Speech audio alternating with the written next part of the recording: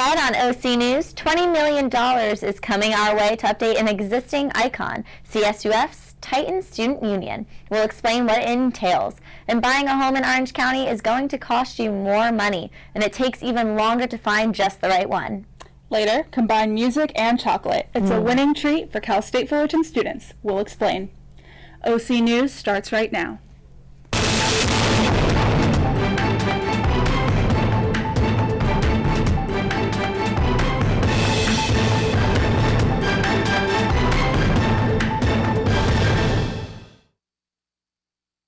Hello and welcome to OC News. I'm Christina Demikides. And I'm Sade Valone. OC News is brought to you by the broadcast journalism students at Cal State Fullerton.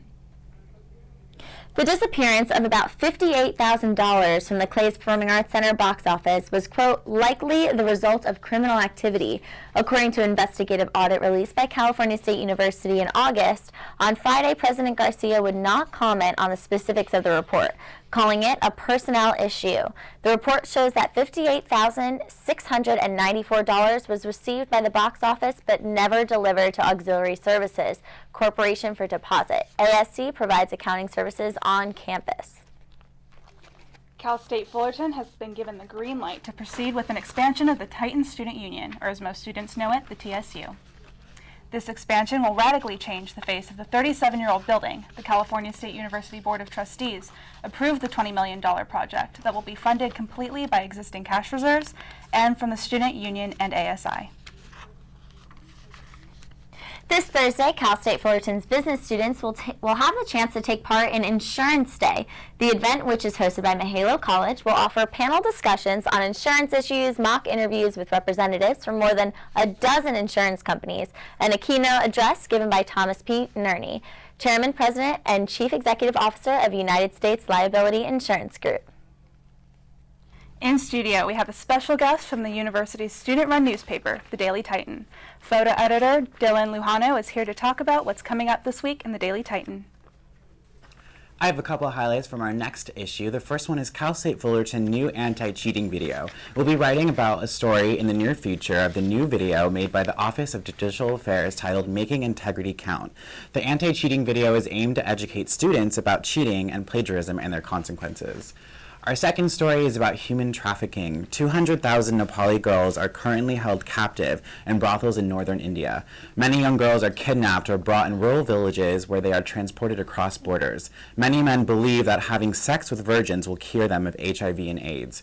Cal State Fullerton professor Jeffrey Kotler, PhD, is co-founder of Empower Nepali Girls. With a team of students, scholars, and professionals, he travels to Nepal every year. Here they provide mentoring, support, and scholarships to help at-risk women in school and out of sex slave trade. In our feature section, College, Is It Really Worth It? We are looking to answer why people question if college is worth it. According to U.S. News, college costs 3 to 5 times more now than it did 20 years ago. However, employers still want to see degrees. They make you stand out.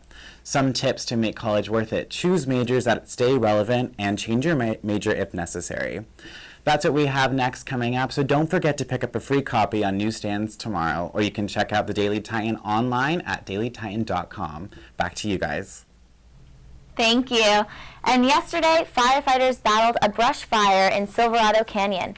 The blaze charred over 50 acres, and as of 11:30 last night, the fire was at 25% contained.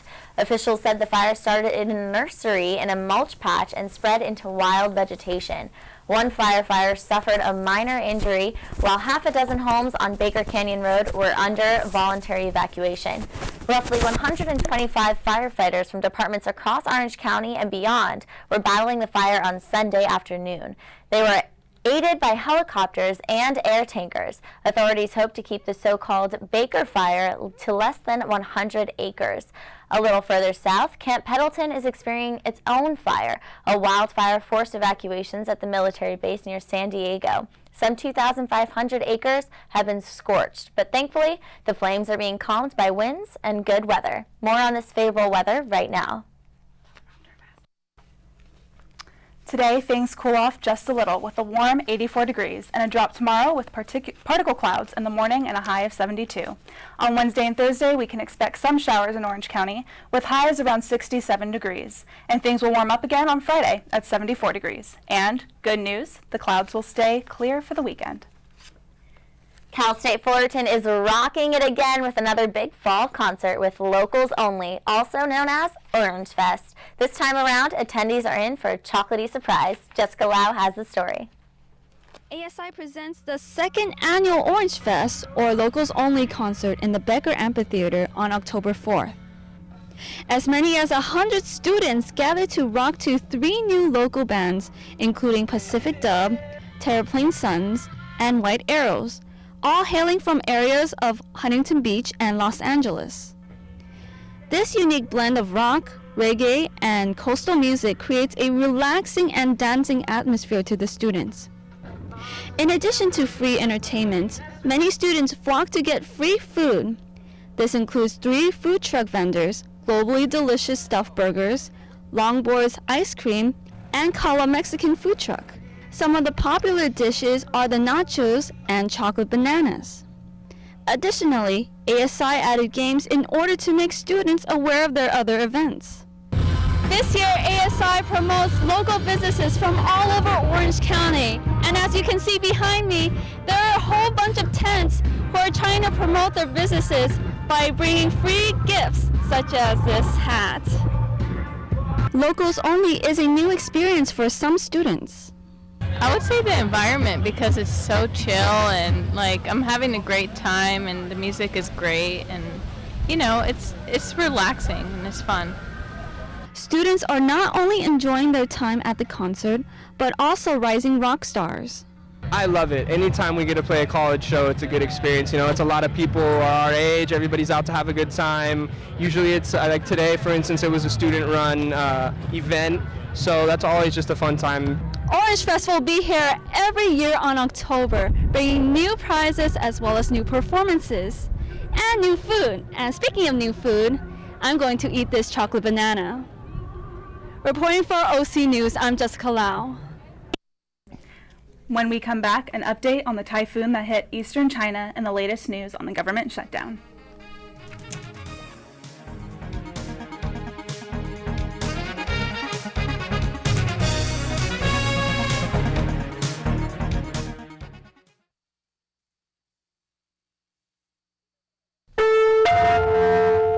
The odds of this daughter of a clergyman spending 11 weeks at number 1 on the U.S. singles charts?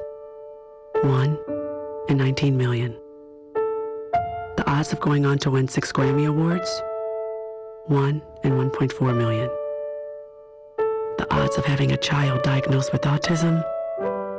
1 in 150. I'm Toni Braxton, and I encourage you to learn the signs of autism at autismspeaks.org.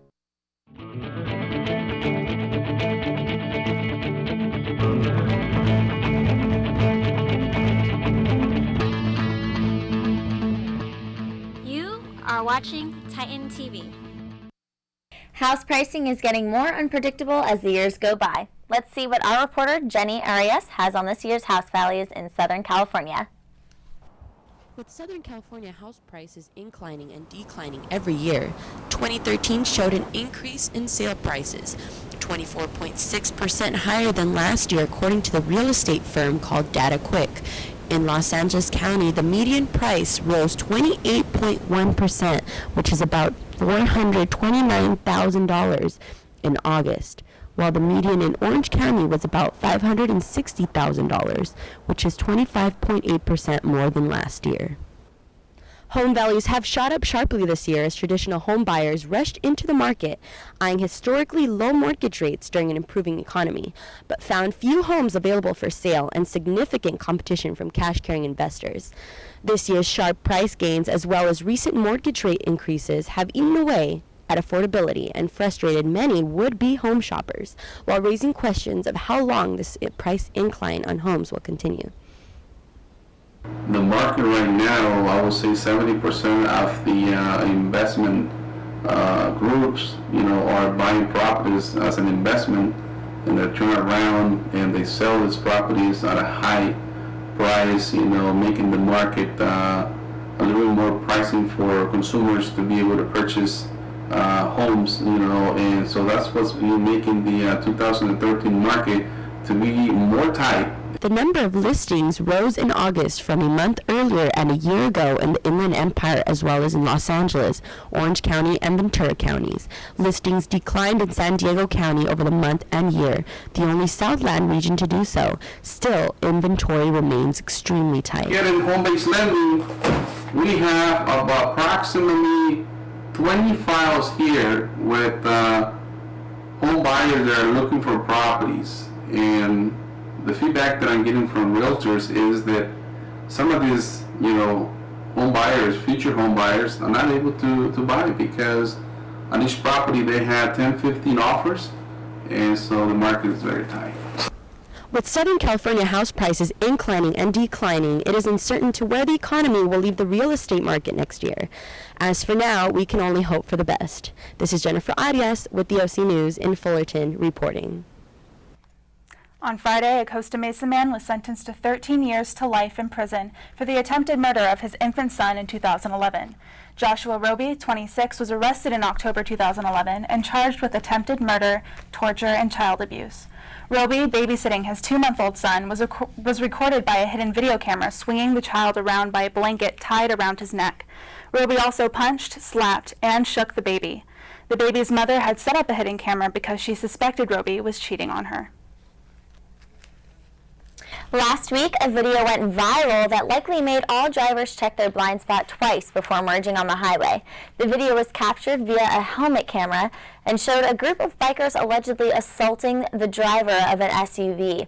Apparently, it started when the driver of the SUV, Alexian Line, bumped one of the bikers who slowed abruptly. The large group of bikers then pursued the vehicle until they could surround it and beat it on the windows. Photos also surfaced showing Line beaten, bloody, and lying on the pavement. Reginald Chance, 37, who has been charged with the felonies of first-degree assault and gang assault for the incident on September 29th. As the government shutdown enters its second week, the Congress is no closer to finding a solution. House Speaker John Boehner insists there would not be enough votes for a spending measure to reopen the government. However, Senate Majority Leader Harry Reid disagrees, saying the Speaker is mistaken. Republicans are still holding out for deficit reductions and a cut to Obamacare. Even as the October 17th deadline moves closer, President Obama has said he will not negotiate when it comes to the debt ceiling, stating that it wouldn't set a dangerous precedent for future budget talks. In the last few years, there has been an alarming increase in natural disasters. Eastern China has been hit with a typhoon. With that and more world news, here's Terry Manley. Secretary of State John Kerry is in Bali, Indonesia for the Asia-Pacific Economic Cooperation meeting. The APEC Forum is aimed at facilitating economic growth, cooperation, trade, and investment in the Asia-Pacific region. Secretary Kerry posed for pictures after holding bilateral talks with Canada's foreign minister. Kerry is attending the meeting in place of President Barack Obama, who deferred in light of the government shutdown. Waves were seen surging over 20 meters high over rocks and barricades along the coast in East China's Zhejiang province as Typhoon Fito approached land on Saturday. Fito, the 23rd typhoon to hit China this year, is forecast to make landfall between southeast China's Fujian and East China's Zhejiang province on Sunday morning, said the National Marine Environmental Forecasting Center. Strong winds began to sweep through the coastal areas of the Zhejiang province. The winds have been whipping up waves over 20 meters high in the Xitang town of the coastal city of Wenling since Sunday morning. The provincial flood control headquarters upgraded the typhoon emergency response level from 2 to 1 on Sunday morning in preparation against Fito. At least 15 people were killed and 83 were wounded after violence erupted between demonstrators and security forces in Egypt on Sunday, the country's health ministry said. The clashes started early Sunday afternoon as Muslim Brotherhood protesters marched in different neighborhoods in Cairo and across the country. Health Ministry official Khalid Al-Khatib told CNN that the death toll included 13 people killed in Cairo's Ramses Square. As thousands of demonstrators marched along the Nile from Old Cairo to Tahrir Square, military armored personnel carriers supported police clearing the streets of protesters. Demonstrators clashed with police and residents supporting the military. Security forces used tear gas and birdshot during their operations. Up next on OC News, your full sports recap with Shay Ross and the spookiest places to visit this Halloween. We'll be right back.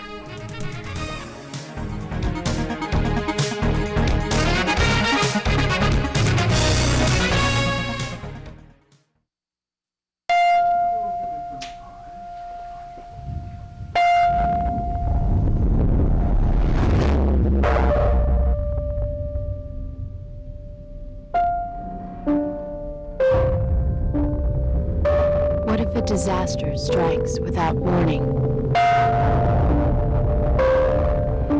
What if life as you know it has completely turned on its head?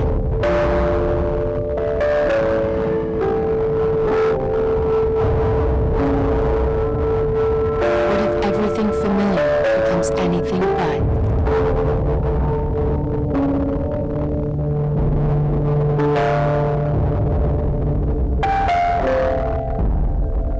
Before a disaster turns your family's world upside down, it's up to you to be ready. Our volleyball team had two challenging conference games this weekend against the UC Davis Aggies and Cal State Northridge Matadors. The Titans outlasted UC Davis in a 5-set match this past Friday at the Titan Gym. Both teams came out strong, but the Titans set the tone, winning 25-16. The Titans also dominated the second set, 25-11. It seemed like the match would have been over, but the Aggies came back to upset the Titans in the third set, tying it 24-24, clinching the match 27-25. UC Davis continued to put up a fight as they upset the Titans once again in the fourth set, 25-21, evening up the sets 2-2. The Titans played in their second conference game against the Matadors, where they got swept in a 3-set match at the Titan Gym this past Saturday. Having their momentum from Friday with their victory over the Aggies, the Titans couldn't hang on in this match, as the Matadors took the first set 25-23.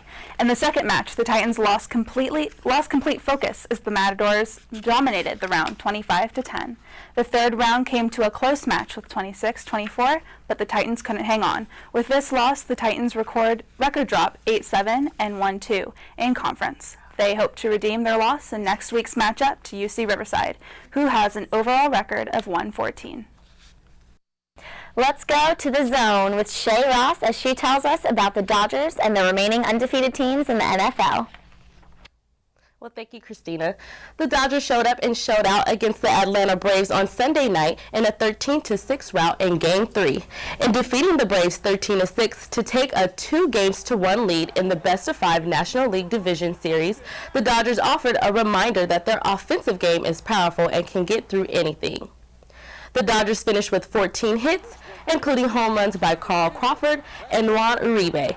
The team's run total matched a franchise postseason record, which was set in the second game of the 1956 World Series. The Dodgers have a chance to close it out in Game 4 tonight at 6:30 at Dodger Stadium. And also in the NFL, it was shaken up this weekend with shocking upsets and teams that still remain on top. Our top story is how close the Dallas Cowboys got to upsetting the Denver Broncos. Unfortunately, that Peyton Manning really knows how to shine, bringing his team to upset the Cowboys 51-48. In the last 2 minutes of the game, with the score being tied 48-48, Tony Romo threw an interception to help Manning use the rest of the clock to get his team to the 1-yard line for a field goal at the last minute. Such an upset. The Denver Broncos remain undefeated, bringing their record to 5-0. The Oakland Raiders also defeated the San Diego Chargers this weekend 27-17, with the Raiders quarterback Terrell Pryor leading them to victory. An anticipating game between the Chargers and Raiders took all by surprise when the Raiders led the Chargers 17-0 at halftime. The Chargers tried to get into the rhythm, scoring 2 touchdowns and a field goal, but couldn't quite hold on as the Raiders outscored them.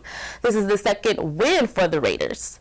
The Indianapolis Colts were also involved in another huge game Sunday, taking away the undefeated title from the Seattle Seahawks 34-28. And the other undefeated teams that still remain include Kansas City as they beat the Tennessee Titans 26-17, and the New Orleans Saints as they are 5-0 and took out the Chicago Bears in a 26-18 victory. Back to you guys. Thank you, Shay. Up next, find out the spookiest places to haunt this Halloween and find out which Hollywood A-lister had a visit from the stork. That and more next on OC News.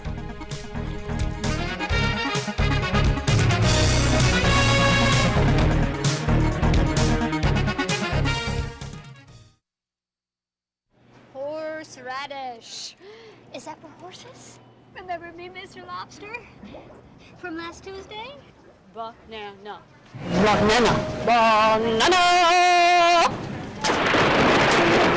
Here comes the rain. We need a hat. And why do we need a hat? That's right. When you talk with your child, you build vocabulary, and learning starts long before school does. For more tips, go to bornlearning.org.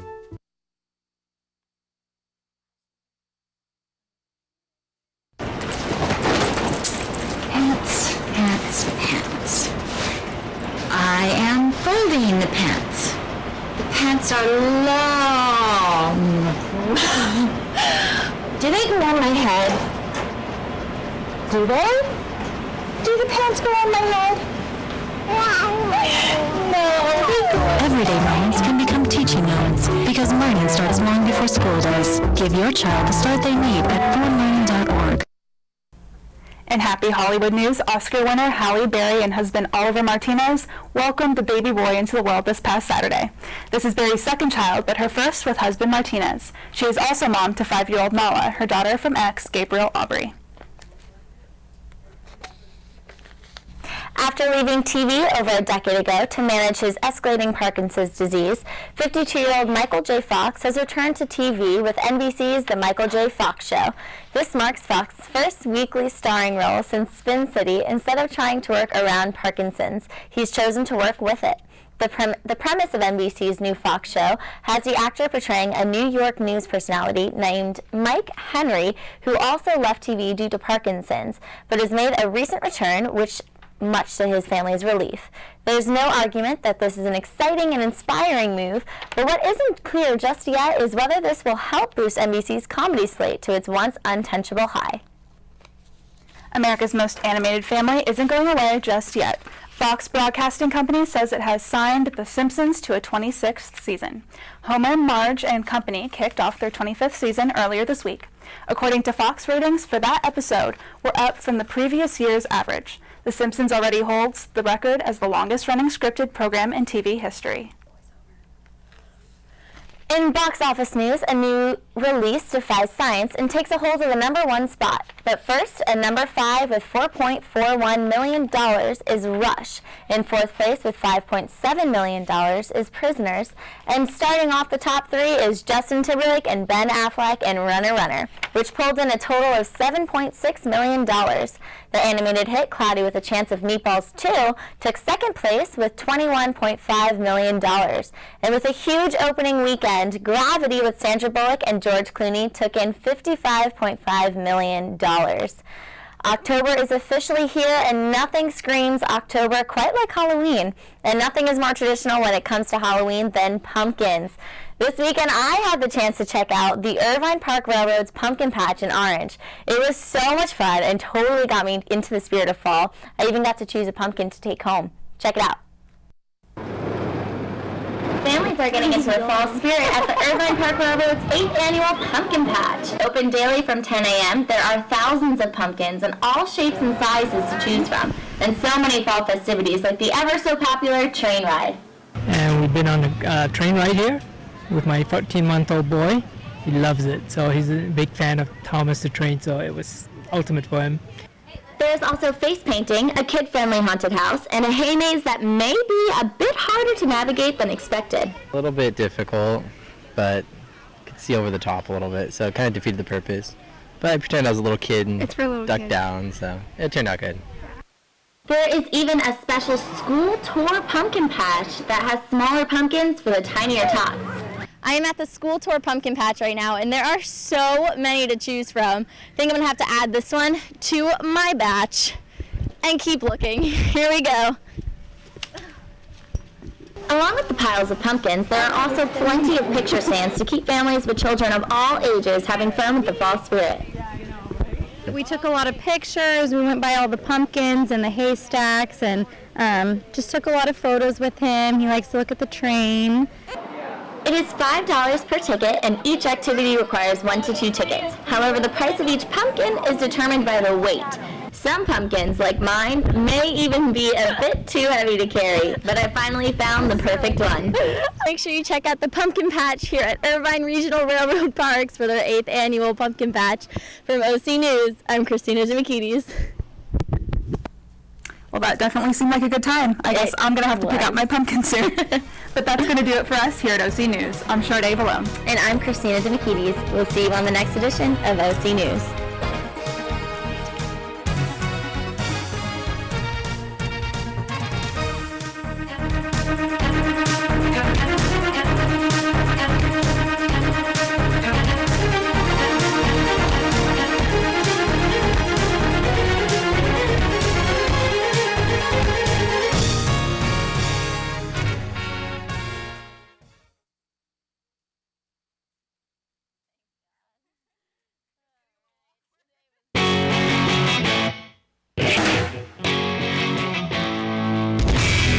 TitanTV is a student-operated facility maintained by students. It's on Cal State Fullerton campus, and it's a great opportunity for Cal State Fullerton students to get hands-on experience directly in the studio environment.